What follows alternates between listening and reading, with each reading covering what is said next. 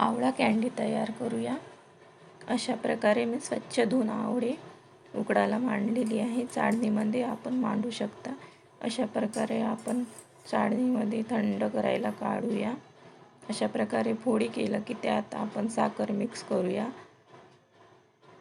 साखर मिक्स करून आपण 2 दिवस ठेवूया व दिवसातून अधूनमधून साखरेला हलवूया, कारण त्यात साखर मिक्स झालेली पाहिजे, त्याला पाणी सुटणार। 2 दिवसानंतर आपण चाळणीमध्ये गाळून घेऊया। अशा प्रकारे पाणी आपण फ्रीजमध्ये ठेवून ते शरबत पण आपण बनवू शकतो।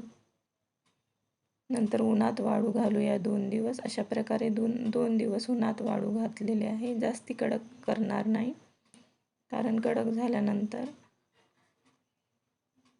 त्यामध्ये साखर मिक्स होणार नाही।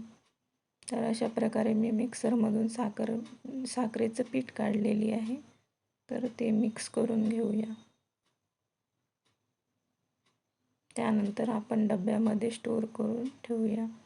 5-6 महिने हे डब्यामध्ये स्टोर करून ठेवू शकता।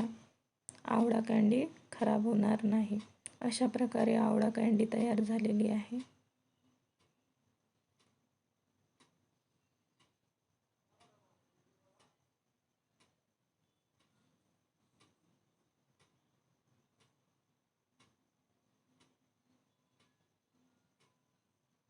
अशाच प्रकारे आपण खट्टी मिठी आवळा कँडी तयार झालेली आहे।